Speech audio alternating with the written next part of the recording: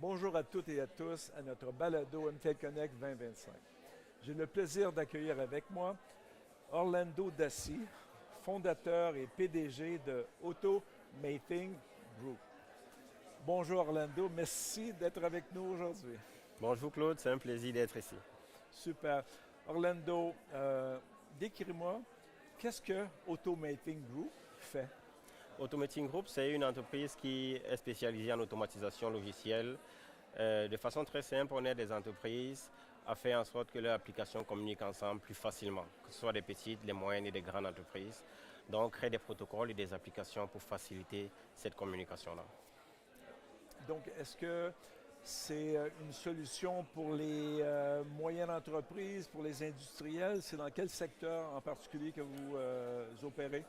À moyen terme, on se voit plus travailler avec les industriels, mais dans un début, on se rend compte que la plupart du temps, les petites entreprises aussi font face à beaucoup d'enjeux en termes d'automatisation et d'intégration logicielle. D'autant plus qu'eux, ils n'ont pas assez d'employés pour distribuer la charge de travail, pour effectuer certaines actions. Donc, eux aussi, ils ont le droit d'avoir des outils qui les permettent de faciliter leurs tâches au quotidien.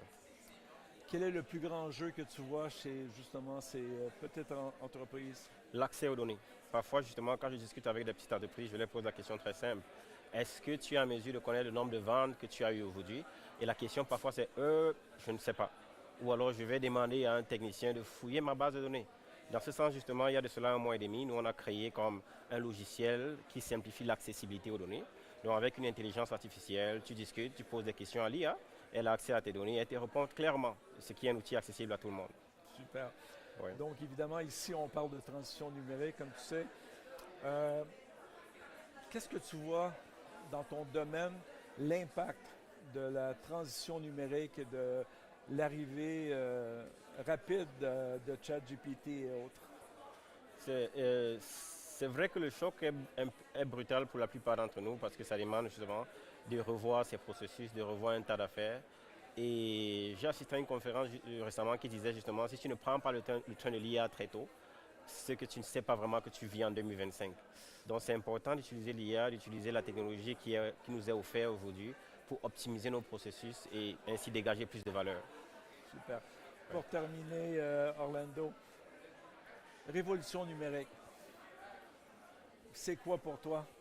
Pour moi, c'est tout ça, tout ce qui tourne autour de la révolution numérique, c'est l'intelligence artificielle, c'est la technologie qui tourne autour, ce sont les cas d'usage. Parfois, on ne parle pas beaucoup de cas d'usage, on parle uniquement de la technologie. Et tout ça, justement, permet à nous, les êtres humains, justement, d'utiliser l'innovation pour améliorer notre quotidien. Pour moi, c'est ça, améliorer notre quotidien en utilisant la technologie. J'espère que tu vas améliorer beaucoup d'entreprises. Donc, merci Orlando pour cet échange et bonne chance pour ton entreprise. Je te remercie pour la question, c'est très intéressant. Super.